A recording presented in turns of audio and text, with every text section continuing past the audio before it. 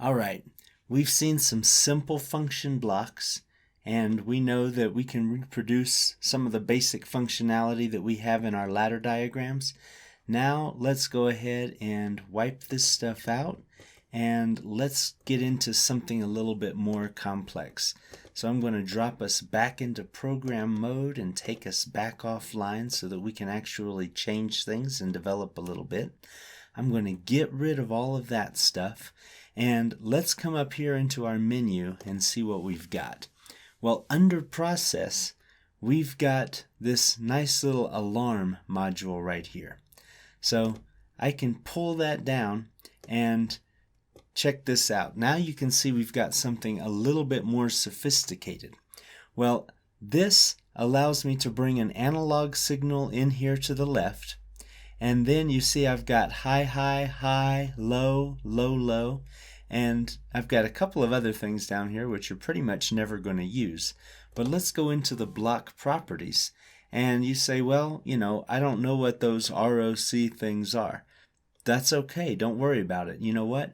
We can just click right here and disable those. And then we say, we don't need 4 alarm levels either. We really only work with high, high alarm and low, low alarm. We don't usually use 4 different alarm levels. So let's go ahead and turn off the high and the low. So now we just have a high, high and a low, low. So then we've also got some limits up here. And what do we want these limits to be? Well, for our high, high, let's go ahead and take that and let's make that 90. And then for our low, low, let's come down here and we will go ahead and make that 10. Alright, so we've got a 90 and a 10, and I can go ahead and apply that, hit OK, and now this looks like something a little bit more manageable. So let's bring in a reference right here, and let's set this reference equal to a tag. So we're just going to call this test val. That's going to be our test value, and I'm going to right click that, and we're going to set that as an int in our main program. So that ought to be perfect, and let's go ahead and wire that in. There we go.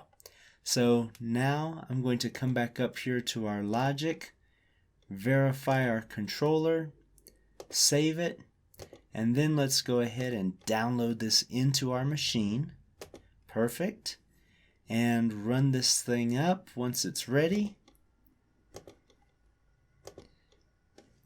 And now we're going, and our test value is equal to 0, so you can see what happens down here. We got a low, low alarm.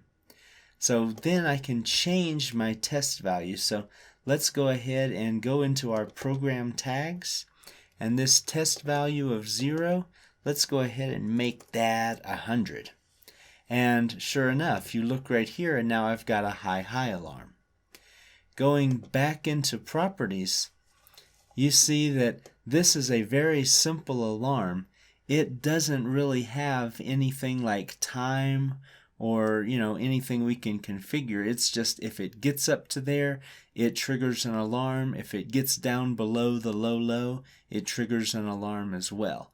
But that's okay, because we know we would like to have that extra functionality, and we can get it too, just not in this command. So let me go ahead and come back offline, and let's pop over here into alarms. We have ALMD, which is digital alarm, and we have ALMA, which is analog alarm. So these aren't just that same simple alarm block. Now we've actually got something that's got a little bit of kick. So I'm going to go ahead and just get those right here and right here. And how does our digital alarm work? Well, for the input, we're going to have a Boolean coming in. So I'm going to create myself a reference, and let's put that right here, and we will make this test bool. And let's go wire that right into there. Right click on it, new test bool. Yes, it's a bool. Perfect. Create it. All right, now we've got something coming in to evaluate. And then let's go ahead and check out our properties. we've got a couple of different things going on. And the first thing we see is we've got severity if we want to have, different levels of alarms.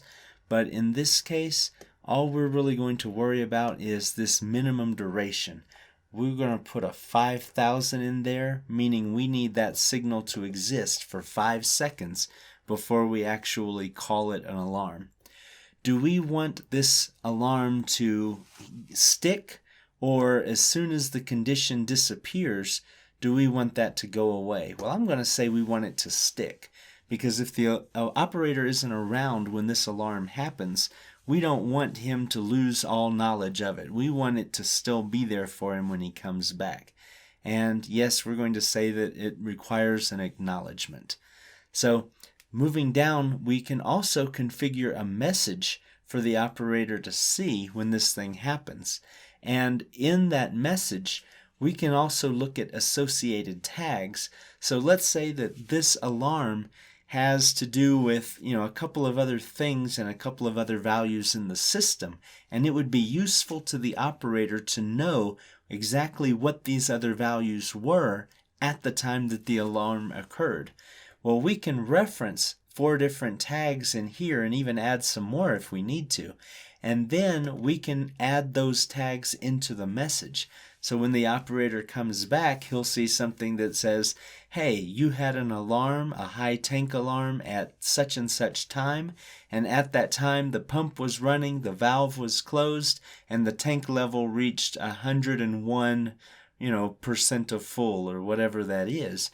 And, you can give the operator a lot of information about what's happening in the rest of the system at the time that the alarm happened. So that alone is very, very cool, well thought out. And, if you wanted to program that in, that would take you quite a bit to program. In here, it's actually pretty simple. I mean, that's really all we have to do. Then, we've got a couple of different outputs here for whether or not this alarm is disabled, whether or not it's suppressed, whether or not it's been acknowledged, whether or not that we're actually in an alarm condition or not. So there's a lot you can do with just a digital alarm. Looking at our analog alarm, whoa, there is really all kinds of stuff going on there. Let's get into this.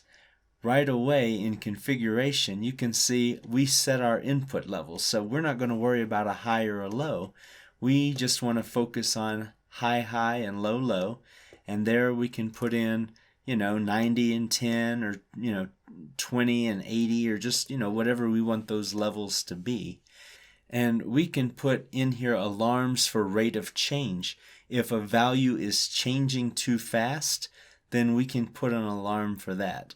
We can also define classes for our alarms.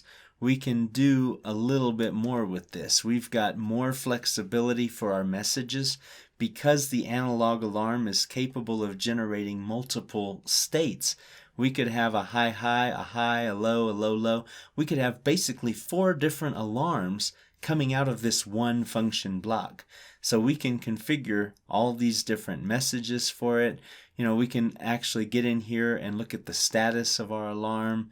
We can manage our parameters in here. So coming down, we can actually decide what we want to show and what we don't. We've got our input showing, and then when we come down here, we've got a lot of things that we probably don't need or want to see. We don't need to see those. We want to know if we've got a low, low alarm. We don't care about low and high because we don't even use those. And, let's look at the rest of this.